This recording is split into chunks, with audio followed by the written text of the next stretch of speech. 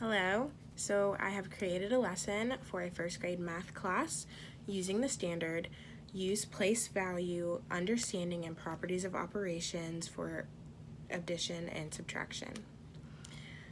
The objective is to add within 100, including adding a 2-digit number and a 1-digit number, and adding a 2-digit number and a multiple of 10. Using concrete models or drawings and strategies based on place value, properties of operations, and or the relationship between addition and subtraction. Relate the strategy to a written method and explain the reasoning. Understand that in adding a 2-digit numbers, 1 adds 10 and 10s, 1s and 10s, and sometimes it is necessary to compose a 10. So for my class, I'm going to use models to add. So the models we'll be using are going to be our base 10 pieces. We will be using the 1s and the 10s, and something else you could use for this lesson would be the connecting counters that we didn't receive in our manipulatives box but would be equally as useful. So for this lesson, our objective is to use concrete models to add 1s and 10s to 2-digit numbers. Some misconceptions for this could be that students thinking that this is only used as 10 instead of using multiple to create 10s, 20, 30, 40, and 50. One student could use the 10 and only add just 1 10 if you needed to add maybe 3. So they would instead have their 1 10 piece and maybe 20 small 1 pieces. And that's just because the student might think that the 10 is only used for 10 instead of using it to create 10, 20, 30, 40, and so on. What you want students to understand is that this is 10 1s and this is 1 1.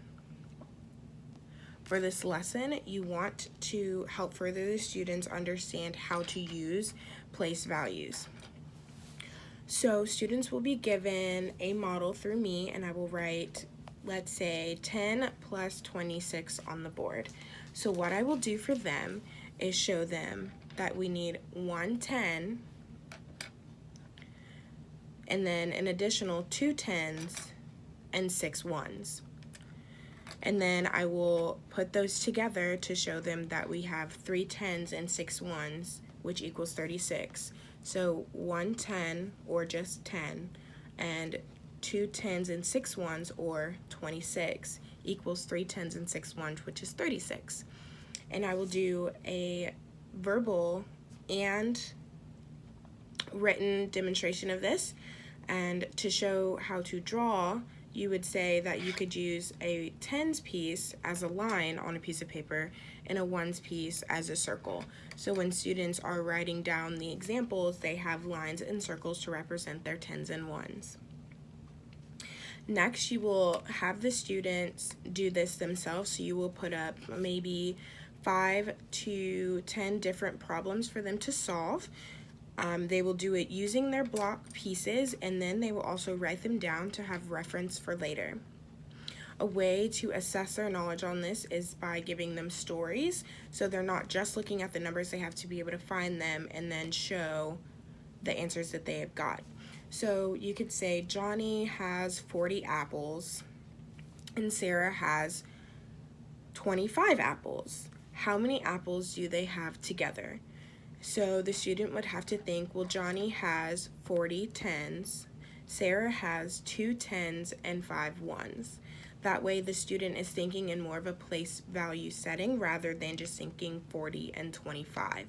So when they add them together, the student would say, well, they have 6 10s and 5 1s altogether, or 65.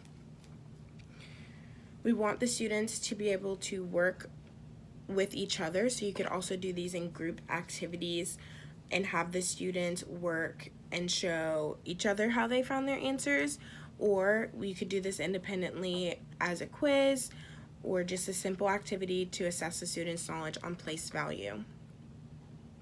Next, you will have the students write their own stories to demonstrate that they're learning how to use the place value way of thinking for addition and subtraction.